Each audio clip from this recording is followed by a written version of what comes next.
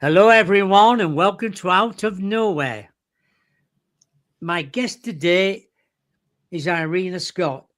She's the author of 6 books, including The UFO, and has contributed chapters and articles on several scientific journals, magazines, and newspapers. She has been on radio, TV, and she's the MUFON Board of Directors, UFO panels, numerous podcasts, published best-selling books, and many magazines and articles, and much more. Can we please welcome Irena Scott to the show? Hello there. Hello, and thank you for having me. I'm looking forward to this. So What first drew you to the Pascagoula case and inspired you to write this book? what drew me to it was something that happened right when it happened itself. I was living in the state of Missouri, and my mother was living in the state of Ohio, and they're about 600 miles apart. And one night, my mother called me and said, "Did you hear this noise?" It was like an explosion. And I told her, "We're 600 miles apart. I couldn't possibly hear it." And I joked with her, and she always said if she got dementia, we should tell her. And so I, joked around, you're crazy and everything. Yeah. And I wondered why on earth she called and said that. And then she called several days later and said there was this huge UFO flap and people were staying in their house and everything else. Well, I didn't pay attention to it for quite a few years. But then one day I was in a library and I wondered if I could find out when she called. And so it was in Ohio. And I didn't remember the day or anything. I didn't think I'd ever find it. But I just guessed on the day and pulled out newspapers around my guess, which was the middle of October 73. And it turned out, I guess, pretty close, and found an article. And it was pretty amazing because the sound couldn't be explained at all. It was heard over about a fourth of the length of the country, but there was no explanation for it whatsoever. And I did some more research and submitted it to a scientific journal. And the state seismologist of Ohio helped me do research on it with stations and stuff. And I published that it was an unknown thing. But this happened exactly the same time as Pascagoula. I mean, the same night and looked like the same hours. And I didn't have any interest at all in the abduction. But I had done a lot of research on something that happened at the same time. And I don't know if they're connected or not. But then I had published a book with Philip Mantle, and he got interested in Pascagoula. And he's in England and they're in Mississippi, and there's accents and stuff that are quite a bit different between the two places. Yeah. And he wanted somebody here to interview him and tape recording the interview and everything. He asked me. And since I had already worked on it, I was really interested. And so that's how I got into Pascagoula. I had started on it way, way back, though. I mean, actually, the same time it happened, something happened to me. Exactly. How does the new work differ from the previous books or research you have done on UFOs and the Pascagoula incident? What's different about it is that I call it best documented nuclear government and mind control dimensions. Because I found out some other things about it. And that is, we'd always wondered why these two people were abducted. I mean, they were just out fishing. They had no interest in UFOs or anything else. And everybody had wondered, and it's sort of, there was just no explanation. And then I realized that it was actually very, very close to a nuclear facility. And they always say, a lot of people say that UFOs are attracted to nuclear facilities. Well, that gave an explanation for maybe one reason why that happened there. Yeah. Your scientific background is in physio, physio- physiology and research. How has that shaped your approach into this investigation? For one thing, it's made me aware of the some of the effects on the people. For example, they were examined just a few days later, and they had marks on them, and one of them had what looked like puncture wounds, and they also said their eyes were dilated, and it the people that on the paper that it was mentioned and that had been looked at it, they said, well, their eyes were dilated because of the bright light on the inside the UFO, but that would make your eyes constrict. I mean, I know that because of my background. But these were dilated, and this was several days later. And so I thought there was maybe effective drugs or something, because they both said they thought they had been injected before, just when this started. So I wondered if there had been some kind of drugs, because they were both more or less paralyzed when it happened. Right. And they couldn't explain that. And they thought maybe they had been injected, but you don't know why, but for some reason their eyes were dilated several days later, which could be the effect of lots of things. Yeah, of course it could have been. Atmosphere inside the UFO or anything like that. In the subtitle of your book mentioned nuclear government, mind control, dimensions. Can you unpack what each of these refers to? What was the first thing you said? The subtitle of your book mentions nuclear government and mind control dimensions. Can you unpack what each of these refers to? Okay, we had worked on the Pascagoula ever since we started without realizing this. And finally, after we published all these books, I then realized that this was a nuclear facility that they were right beside. I'd given a speech on Pascagoula, and one of the people that had been working on a nuclear missile site and had UFOs come over and the missiles turn off, came up and started talking to me. And I paid attention to that. And then later I thought that some of the papers I'd gone over about Pascagoula had mentioned something about nuclear, like they were hiding nuclear information. And so I went over more closely, and it turned out that they were beside a nuclear facility, but it wasn't a nuclear facility to be aware of. I mean, you think of nuclear facilities as being nuclear missiles or like Hanford or something like that. Well, this wasn't. This was a shipbuilding facility, but it was a facility that made nuclear subs. And not only that, but at that time they were making nuclear subs with nuclear tipped missiles. And so this was like, almost over a nuclear site or something. It instead of just an abduction, it could be a nuclear sighting too. Yeah, it sounds like that as well, doesn't it? Yeah. Yeah, well, I wonder what they were after really when they came down. They were just fishing at the time, weren't they? Yeah, they were just fishing. They're down by the Gulf and in this big river, and that's what people do down there. They go fishing because there's all kinds of water. You describe Pascagoula as the best documented close encounter. What evidence sets the case apart from others? Well, we just a minute.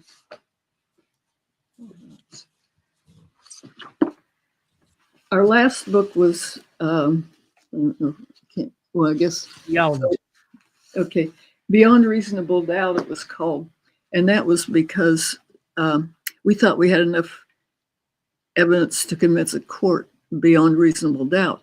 And usually abductions are something that isn't documented. That's why they're not very well accepted. They usually happen to somebody way out in the boondocks, nowhere, no witnesses, nothing. And in this case, it was a whole lot different because we found all kinds of witnesses that also saw something. And so we thought this was very well documented because we've got, well, that night when it happened, the desk officer in the police department said that he took about 50 calls of people reporting something flying around that wasn't normal. And this would be, it was hard to report things back then because there's nobody to report it to. And if you said a UFO, well, you know, everybody laughed at you. So, but about 50 people had reported it. Then Philip and I continued searching, and we found about 50 more witnesses. So there were a whole lot of other witnesses.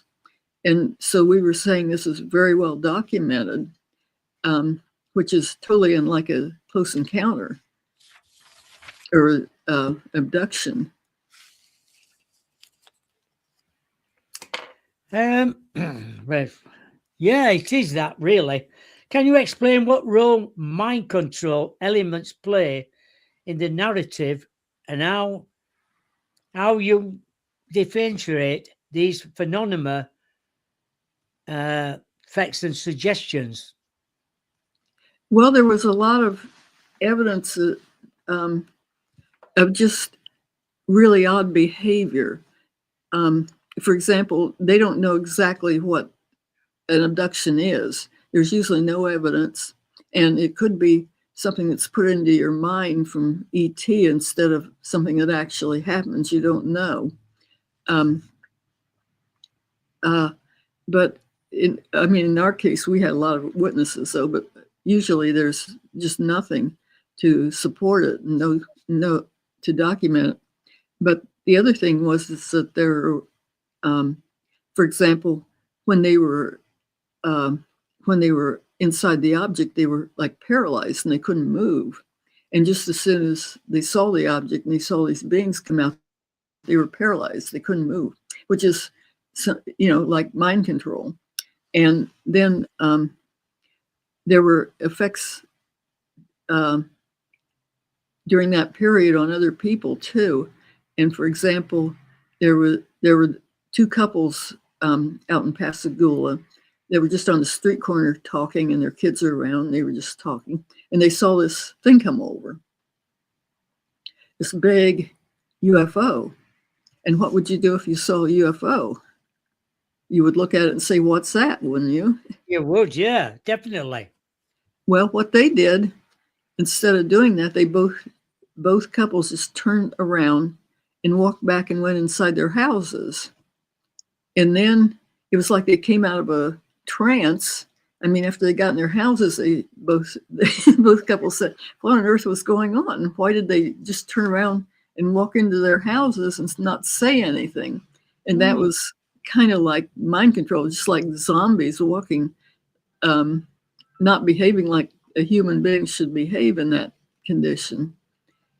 And also, at the same time as the abduction, there were several other events and another possible abduction. These people were on the other side of the river, and they were waiting for a ship to come in, for a boss to come in, and the man was going out with the ship. But they saw this activity on the other side, and they didn't know what was going on until the next day when they talked about the abduction. And they said that they watched it. They didn't know what was happening when it happened, but they said they watched the abduction. Well, anyway, I kept talking to the woman over about 2 years, and her husband had been real skeptical all along. And then he got very ill and unfortunately died. But Oh, just before he died, he said they had been abducted too. And so she started kind of remembering. I mean, she had a vague remembrance of things that happened, but she started remembering more, which is kind of like mind control also.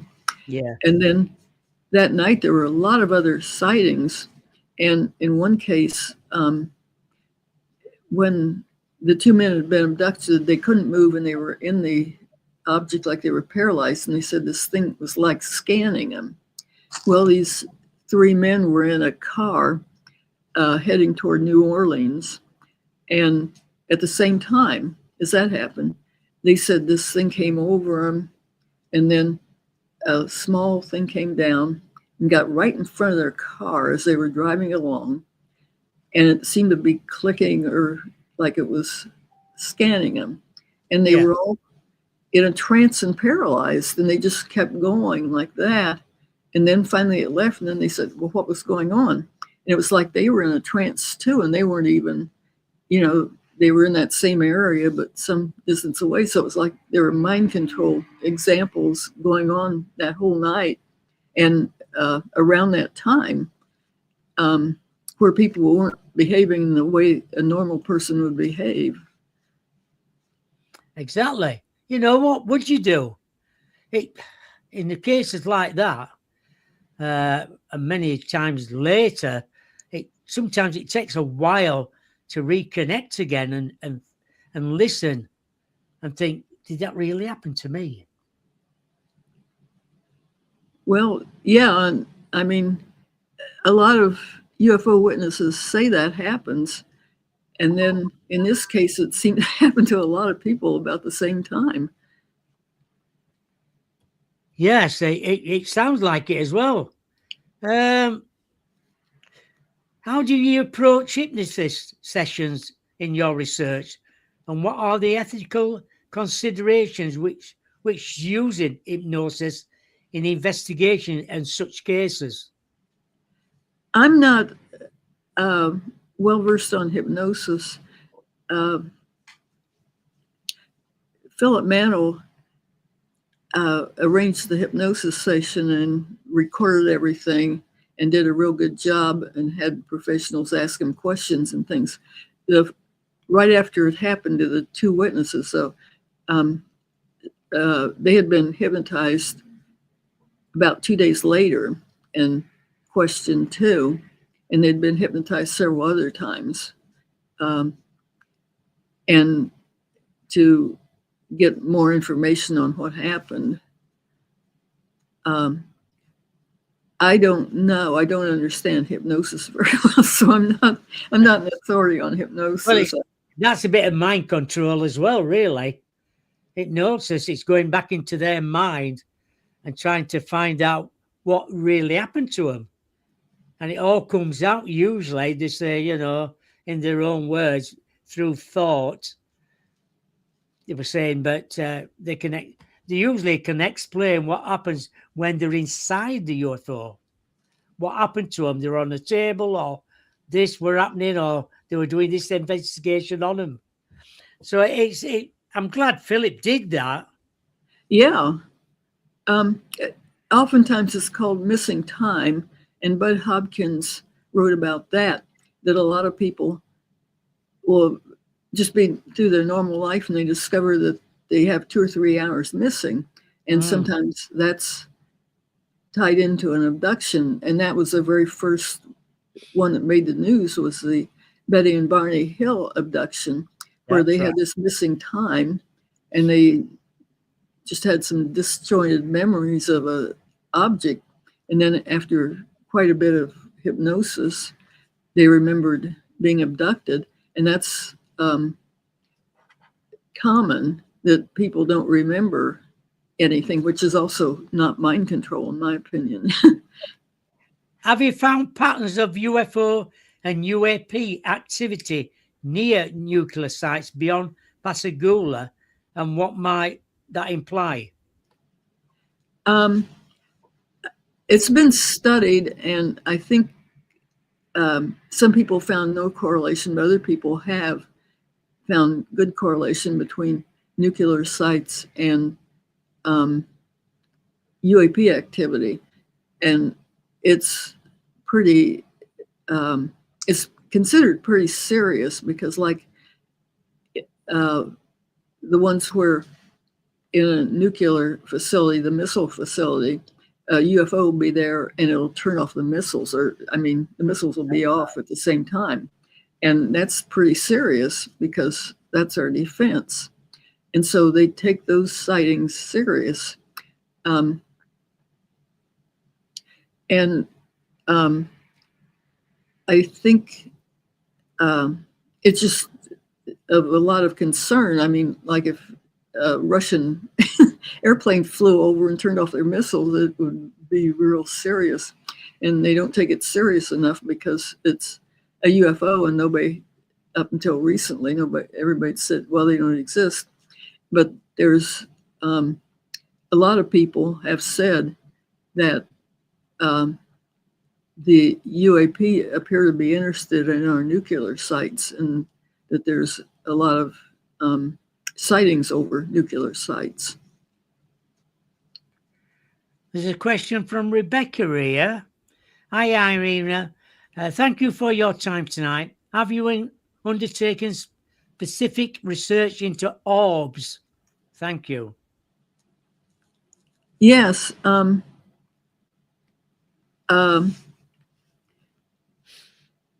I've taken, I've examined orbs sometimes in conjunction with sightings of UFOs. And it's my opinion that orbs, some of them are like lightning bolts, but some of them behave in an intelligent manner and are associated with UFOs and things like that. And I was just talking to somebody the other day who had a big UFO sighting, but there were also orbs there too. And in a number of UFO sightings, there's orbs, but especially in children that later have sightings of large UFOs. Will sometimes, when they're kids, they'll have bedroom sightings of orbs flying around. And often the orbs don't behave they don't behave like just a physical substance. They act like they're intelligent. And sometimes they change into something else. Yeah, that's true. I think Janice has got a question here. Betty and Barnhill abductees seem to have a sense of humour, and they were laughing because Barney had false teeth. Yeah, that was kind of funny because they didn't understand about false teeth, apparently. And they didn't, I mean, you'd think if they were visitors from some other place along the way, they would, know more about us than that. They know we sometimes have false teeth. And I guess they didn't understand how to work the zipper on Betty's dress, which was really funny because you'd think something that could go all the way through space would be able to work a zipper. And so that was humorous. I reckon, Rebecca's got another question here. She would just say, I've had interaction with intelligent orbs, no UFO sightings, but 2 hours of missing time. I wonder if she's talking about a particular instant. I've had interactions with intelligent orbs, no UFO sightings, but she's had 2 hours of missing time. I would say that there might be some form of abduction going on because, like, actually an orb can be just a small UFO. I mean, they come in different sizes. There's big ones and little ones, and the orbs may just be a small UFO.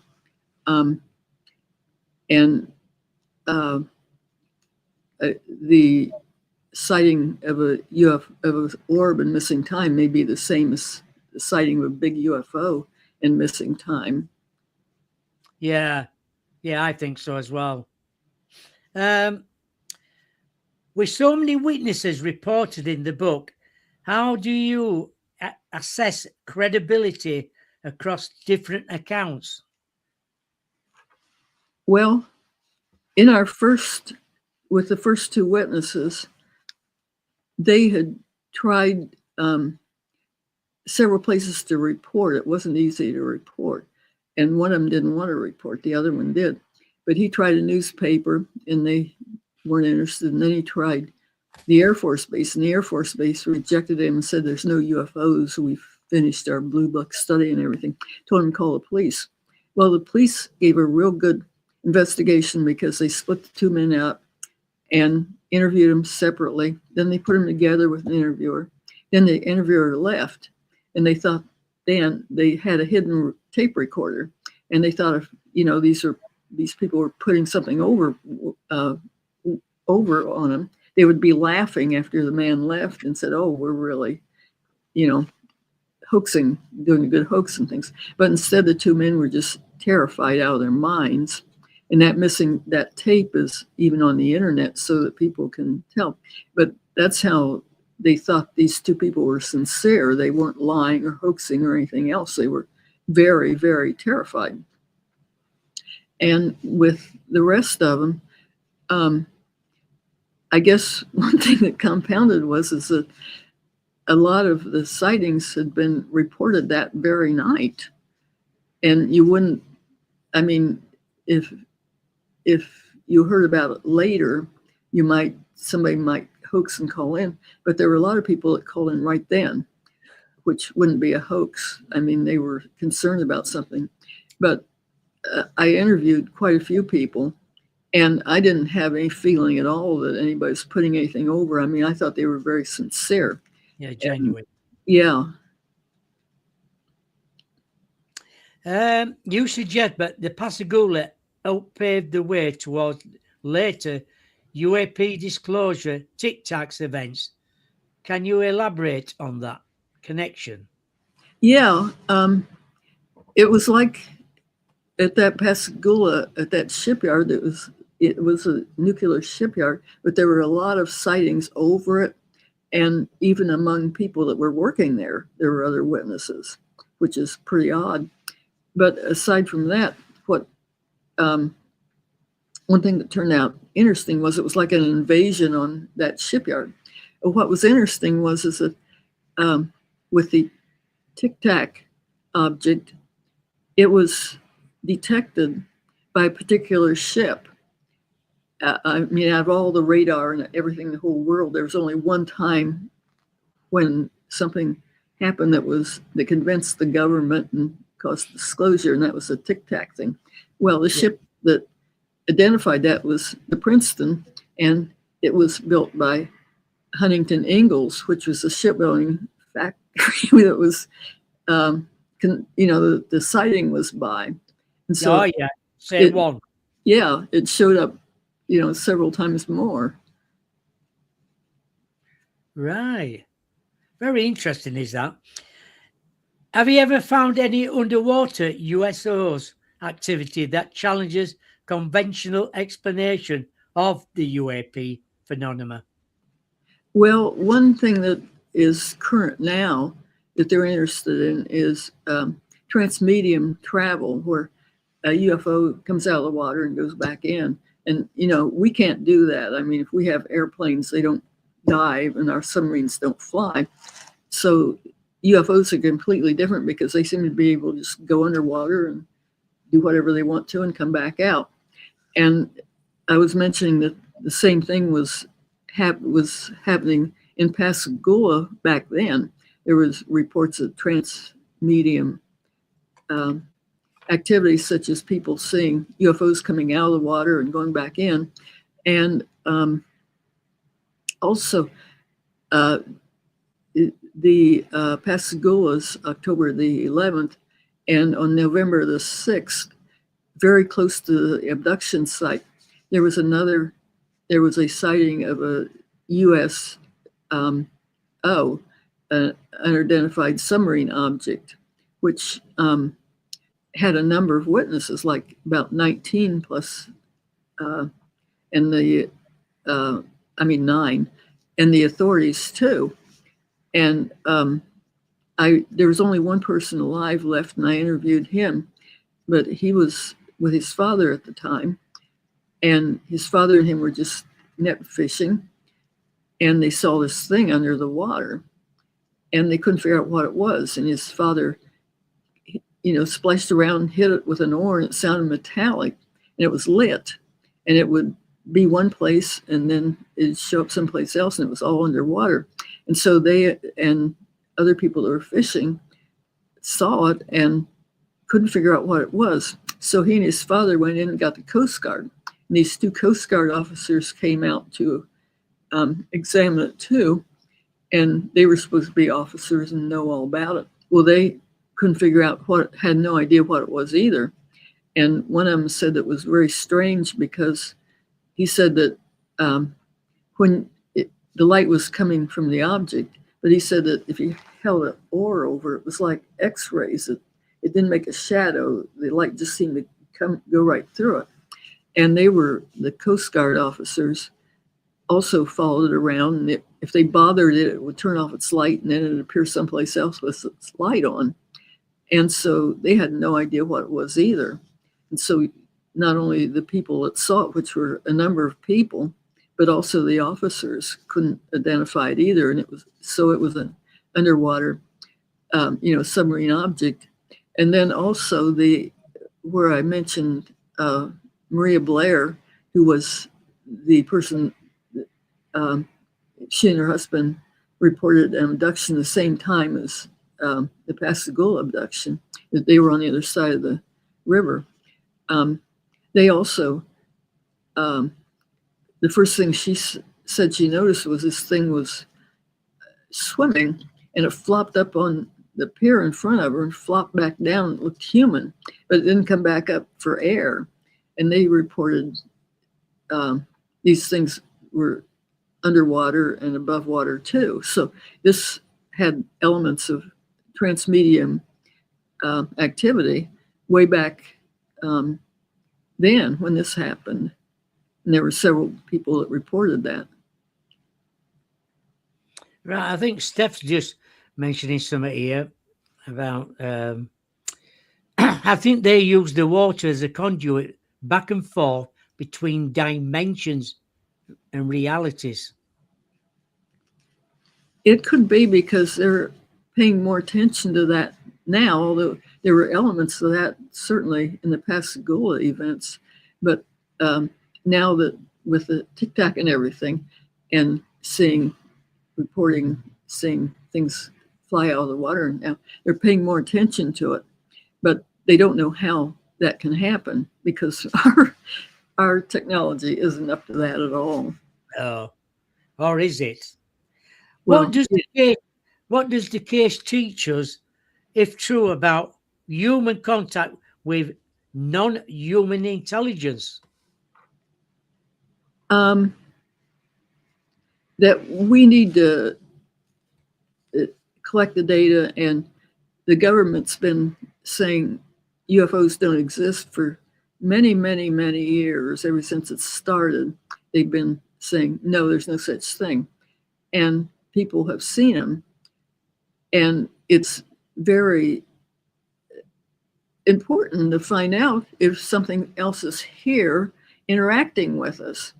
And the government's just thrown it all away, all that data. And observations are things that exist. They're not something that just don't exist at all. There's something that exists and they should be studied. Now they kind of have radar that can detect a little bit, and that's why the government's taking it slightly seriously. But it's been going on for many, many years, and perfectly intelligent, normal human beings have reported these things. And the government's always said, well, if you report one, you're crazy. Well, no, astronauts, pilots, presidents, and everybody else has reported things. And so it should be taken seriously. And all this time they've been saying no, and they've thrown away all kinds of information that they should have been collecting. And they're probably still throwing away lots of, because no people still are hesitant to talk about that, because the government has caused people to harass anybody that reports it. They do, yeah. I think there's more people coming and more open now in the community to come forward now. Like many years ago, they would never thought about telling anybody in case they get ridiculed. Yes. And so it seems to me important that perfectly sincere, honest, reliable, intelligent, non-hallucinating, insane people are reporting it. Well, there's something there to pay attention to. What was the most challenging part of writing the book? Writer's block. And God, yeah. Exactly. I kept rechecking my data because I didn't want to make huge mistakes in it either. And so I kept going back and looking, is this right? Is this right? Is this right? So anyway, plus I was talking about a nuclear site, and I wanted to make sure there was other evidence that this was a nuclear site besides just, I mean, it definitely was, because they definitely were putting out nuclear submarines. There was quite a bit of evidence of that. Did any part of your research change your own perspective on the paranormal or UAP phenomena? No, I always thought it was very mysterious and something that should be examined, especially mental effects, and especially mental effects around nuclear sites. I mean, that seemed really important, that you're having these mind-altering things right there by a nuclear site, including people on the nuclear site had seen UFOs too. And that just seemed really important. I mean, it didn't change any of my mind, because I had already had some UFO experiences myself. So I didn't think everybody was crazy that saw them, but it seemed really important that, I mean, they talk about how important it is that UFOs will fly over a missile site and the missiles will turn off or have their targeting coordinates changed. But it seems to me like this is equally important, that there may be mind control associated with nuclear sites. Yeah. Now that the book is published, what's the next step in your research? I'm just vaguely, I took quite a bit of time on my book examining abductions and trying to come up with something like they have UFO observables. So I was thinking about abduction observables and what's in common about abductions. And I may expand on that a little and do some more writing. I don't know. I haven't made up my mind yet. It'll all come to you in a jiffy. You'll think, right, this is where I need to be. I'll do some research into that, and I'll start writing again. What are the common misconceptions about Pascagoula that you would like to correct for listeners? Well, it's always been presented as two good old boys that were drunk and out drinking, and it just went crazy and saw UFOs. And I think I think there's, with all the witnesses we found and discovered that existed, I think there's a lot more that should be taken seriously. And it wasn't just two people out drinking, it was a whole lot of people seeing things.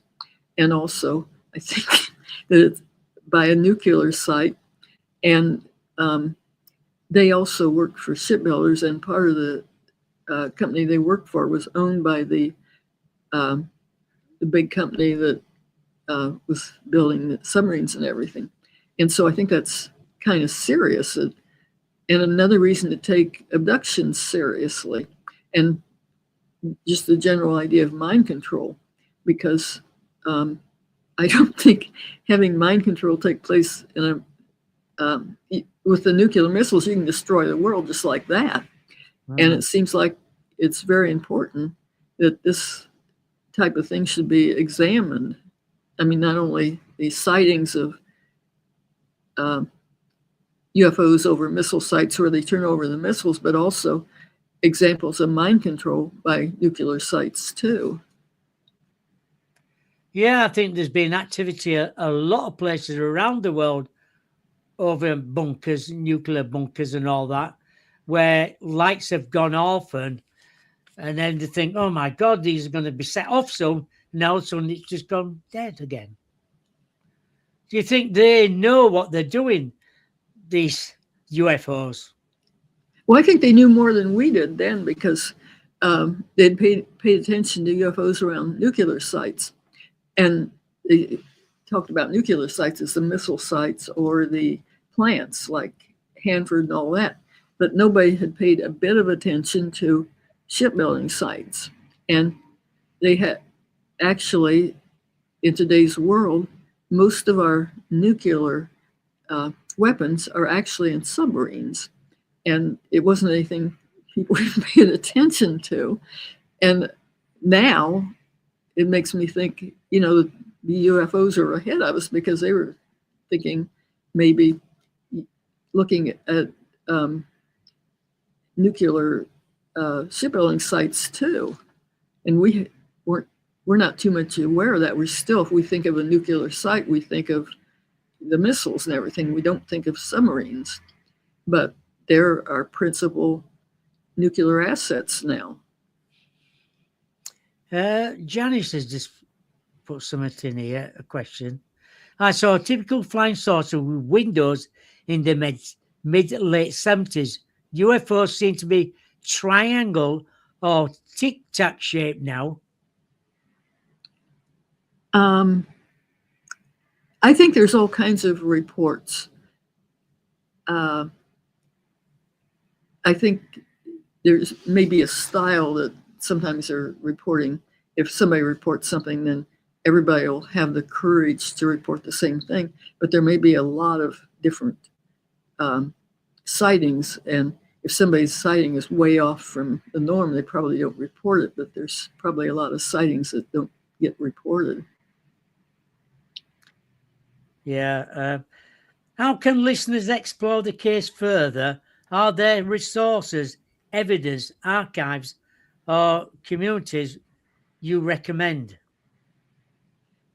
Well, Philip Mantle's Flying Disc Press has published a number of books about it, including books by Calvin Parker, who was one of the witnesses, and also a book by Charlie Hickson, which is one of the witnesses, which give you a direct thing. Plus, he's reported he's had several general books on it, and also he's had books on the hypnosis tapes and the results of hypnosis with Flying Disc Press in UK.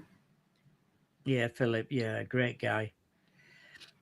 Good question, this one. If you could ask Calvin Parker or Charlie Hickson one question today, what would it be?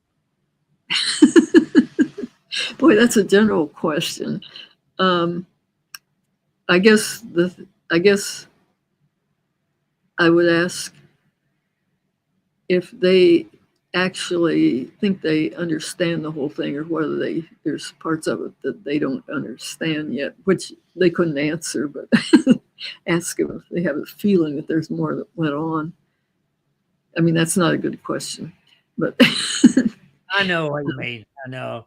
Yeah, I suppose to ask them what happened, what can you remember more, or I know I interviewed Calvin Parker years and years ago when he was still alive then. But I think I asked him that question as well. I've probably written it down somewhere. I can't remember now. What's the what's It one it thing? it Well, really affected his life because he didn't want to talk about it, and he kept quiet for 50 years, it and then did do, yeah. so it really affected him. But then after he finally started talking about it, he said he felt a lot better about it than he had. Yeah, it came up to the UK as well. Yeah. What's one thing even specialists get wrong about the case? Uh, well, the debunkers just say they're two drunks that are out drinking, but actually, just because somebody drinks, that doesn't mean they see UFOs, and they're. No. Uh, I don't think there was any connection between They were just that. enjoying themselves, doing the They were sun just fishing fishing, yeah. like normal people do. Yeah, Have some sandwiches with them, maybe a can of beer, and just chill out, have a nice afternoon or evening fishing.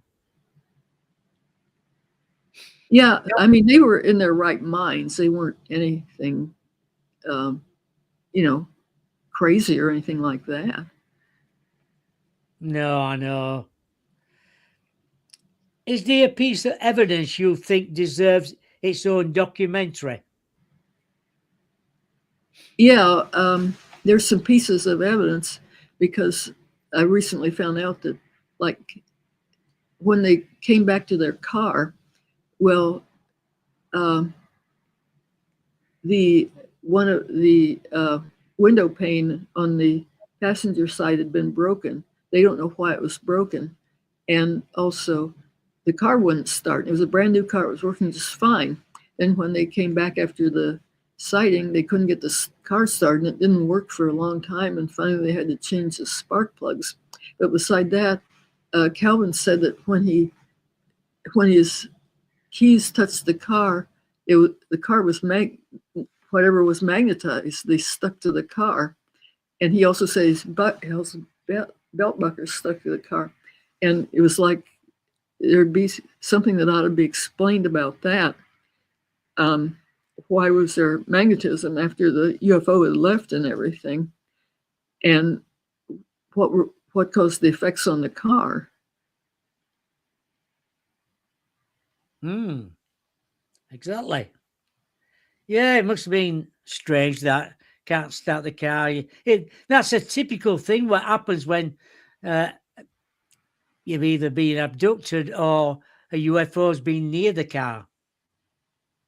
Yeah, well, like the hills, they said that after it happened, there were little spots on their car, and I think they said a magnet would rotate when they were near the spots, um, and so it seemed to me like there were a lot of physical evidence that nobody noticed that should have been paid attention to. They didn't.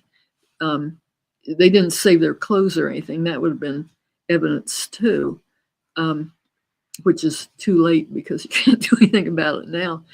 But um, I was trying to find explanations on why there'd be residual magnetism or why the car window would break, and I was thinking it might be um, some electronic or magnetism effects, but I don't know. Yeah. This one from Steph here. Is there anywhere I could read any of your research papers? Many Yes, thanks. I have a website called irenascott.com, both together, Irena and Scott, that I've got other books. And I went into a lot of detail on that strange noise in one of my books, and it was called Beyond Pascagoula. But with this one, I also try to uh, mention the electromagnetic effects and try to analyze them a little bit too. Right. And also, I went into like abductions. And I was saying one thing in common with a lot of abductions is they start out with a bright light. And I wondered, why does that happen? And I think I was saying maybe there's some kind of, it's not really a light, it's a force, and people see it as a light. And I think the colors and everything else about the light should be examined when they're paid attention to when people report abductions. If they report starts out with some strange light, well, that information might be important and should be um, paid attention to and recorded. Yeah. What's the most compelling unanswered question in the UAP research today? Well, finding definite, you see, they don't leave much evidence. These things happen, and then there's no evidence in the Tic Tac actually had a little bit of evidence. And I think the challenge today would be to find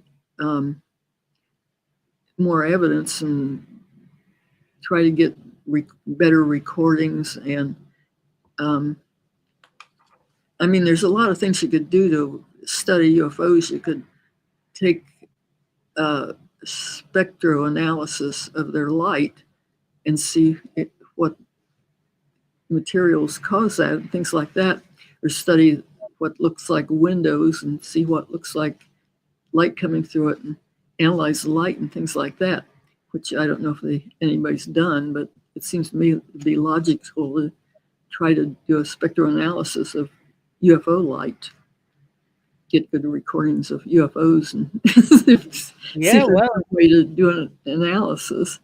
Yeah, I'm sure somebody must be doing something like that and trying to find out more about it. Another thing is that I worked for the DIA, and back when I was working there, they have real good photography all over the earth.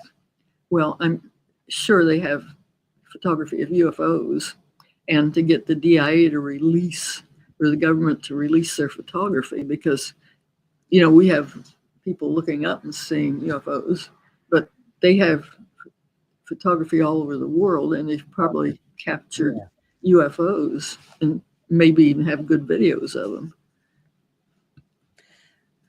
Have you had any sightings yourself then, or UFOs?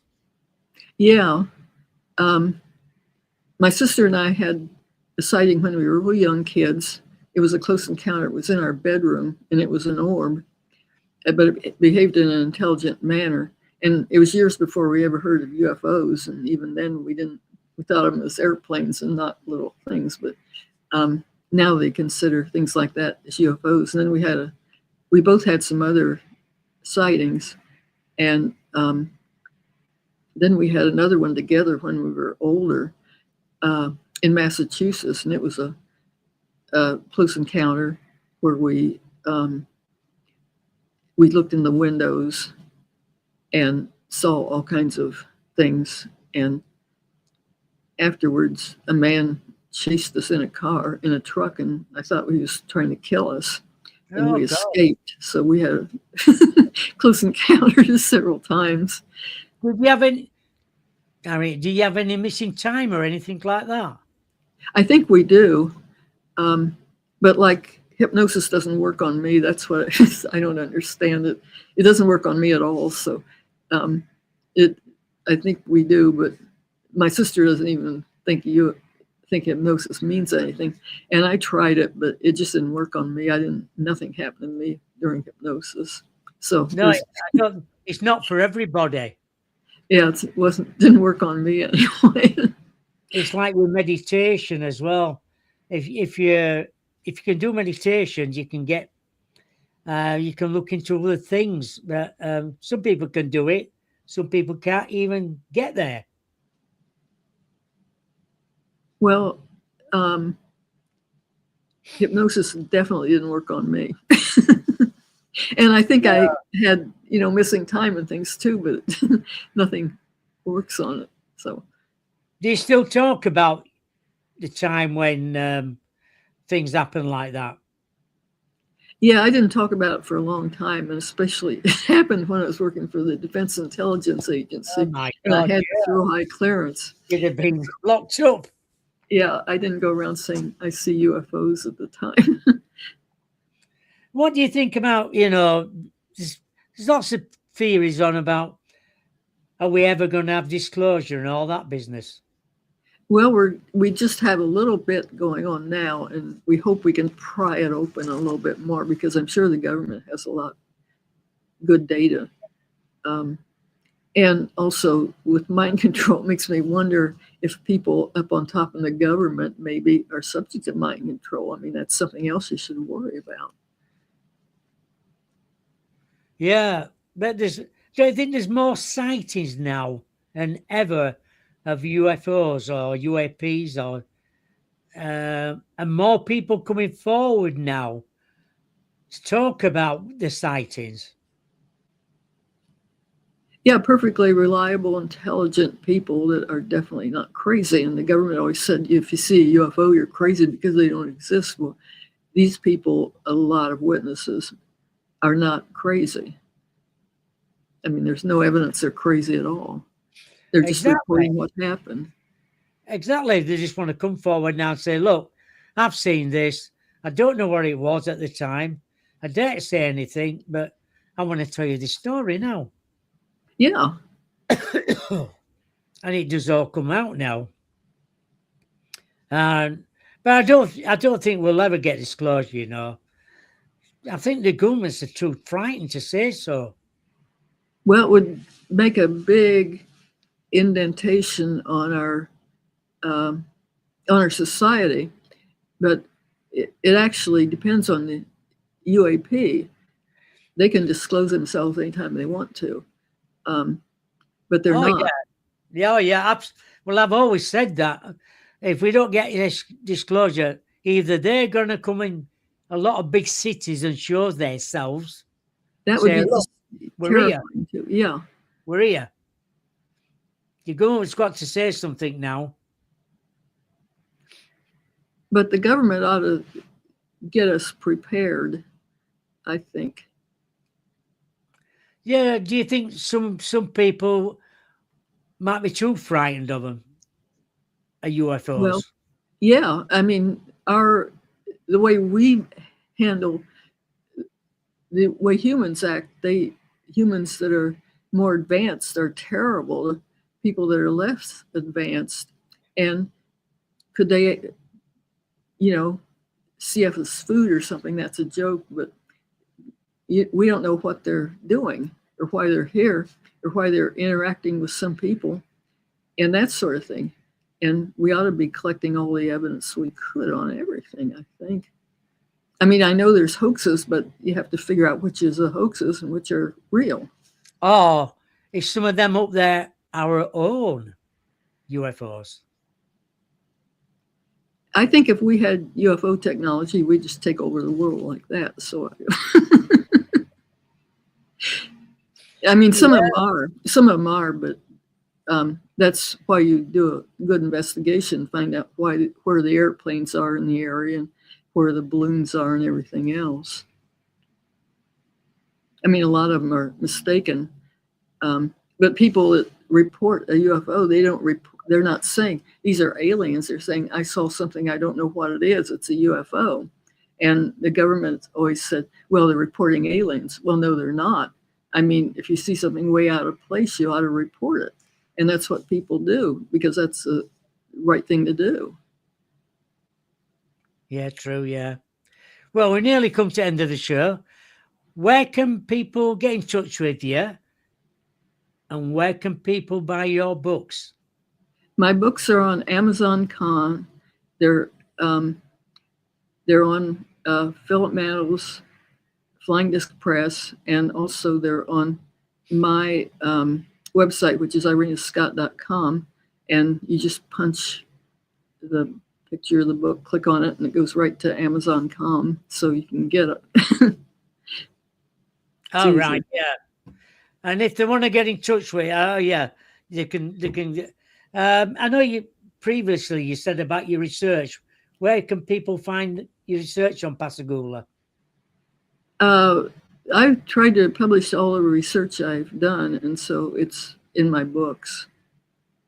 I've had um, one with Philip Mantle, Beyond Reasonable Doubt, one of my own called Beyond Pascagoula, and then my recent one, the Pascagoula, the Ultimate Close Encounter. Yes, that's the one. Yeah, I know Steph in the chat room just said, I read Trump is going to announce something in early July about UFOs and alien stuff.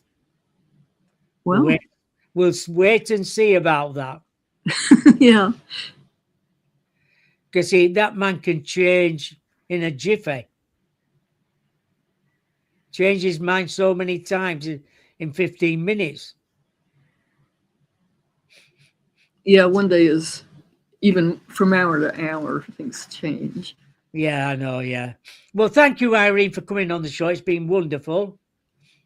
Well, thank you very much for having me, and I'm certainly glad to talk about my book and books and research. Oh, yes. Yes. Very interesting, yeah.